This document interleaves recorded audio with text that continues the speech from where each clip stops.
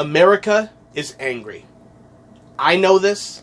We know this. The entire world knows this. We are angry at ourselves, at our family, at our friends, at our neighbors, at our politicians, and at those who are sworn to uphold the laws. I don't think that we need to be angry. But if we are, there needs to be a uniformity of outrage. Each person within themselves need to choose what their moral platform is going to be and stick with it. I don't mean that each person needs to declare themselves a lifelong Democrat, a diehard Republican, or a forever libertarian. They need to choose what is morally right, what is acceptable, what is just. And know that, and proceed, go forth knowing these things, having these things established within them.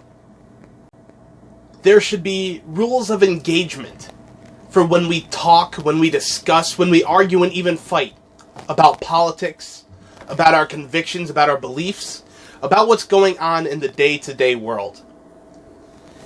Each year, a lot of unarmed people are shot and killed by the police.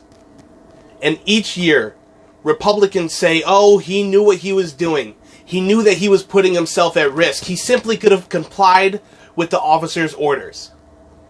And the left is outraged, disgusted that a person would lose their life for simply not complying, for trying to get away, for doing something that's not going to harm anybody, for doing something that is illegal only in name, is not morally corrupt.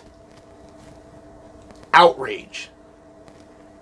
Yet, earlier this month, an unarmed citizen, Ashley Bibbit, loses her life. She is shot and killed by a police officer while she is unarmed.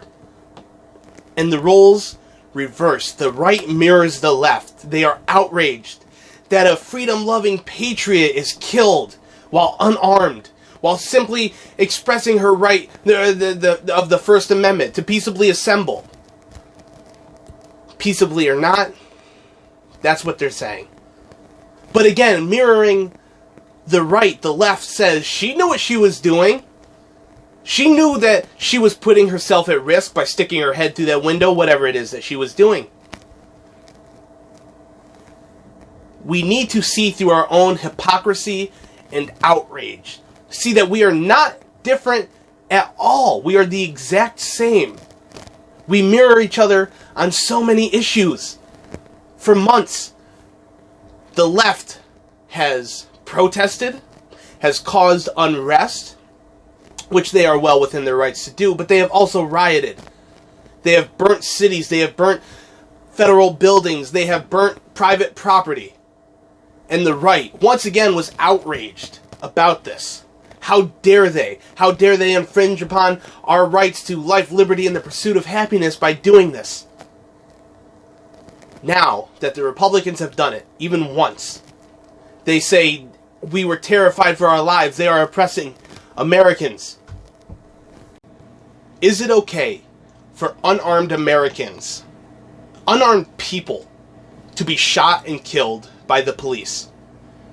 Is it only okay when a liberal gets shot and killed by the police? Is it only okay when a Republican gets shot and killed by the police? God forbid you say it's only okay when a black man gets shot and killed by the police, or a white man or woman gets shot and killed by the police. Is it okay for Americans to gather, to assemble, and march for what they believe in? Is it okay for Americans to make the population, the establishment, uncomfortable by carrying pitchforks and firearms and burning down federal facilities, government agencies, private property? Maybe if it's for the sake of a greater good. Believe what you believe, and you can stick by it.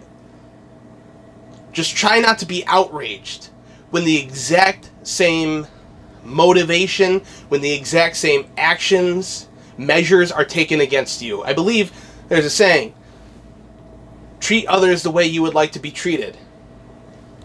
Treat others however you want to treat them. Don't be surprised when you are treated the exact same way.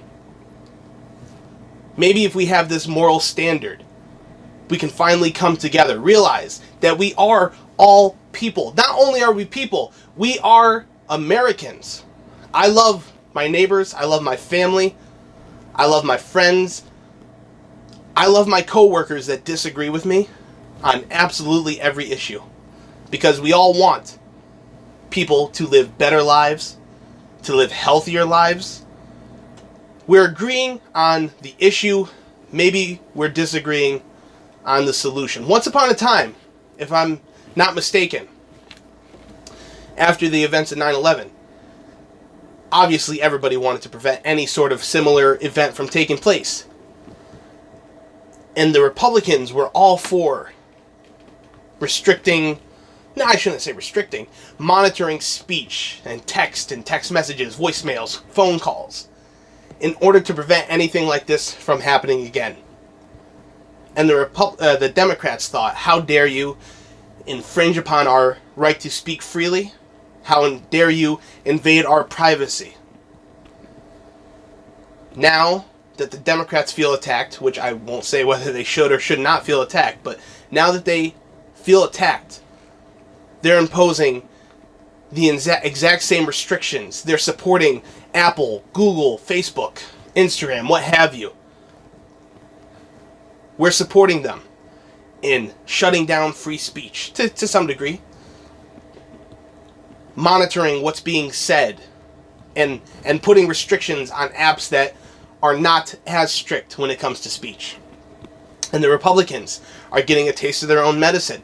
It's a never-ending cycle that I think that we need to end. Everybody gets a taste of their own medicine, realizes how bitter it is, and then they go to administer the next dose to the next person down the line. I don't totally understand it. You don't need to agree with the left simply because you are on the left. You don't need to agree with the right simply because you are on the right. Find what you believe to be morally, philosophically, completely, wholly true, and stick with it. And then go forward with love. Because that's something that I think America was built on. Something that I think America can get back to one day. We shouldn't make enemies of ourselves. I don't know why we do. I hope one day that we don't. I am going to end with a quote from Corey Taylor. It's longer than I was expecting to put in, but I think it all ties together. Bear with me. Mindless, like a child. For pity's sake, I've had all that I can take. We try, but in the end we'll see. There are no more codes. Only who is shit and who's still free. I was going to change the world with honor and aggression. No one listened. No one cared. All we saw was misdirection. Have a good one.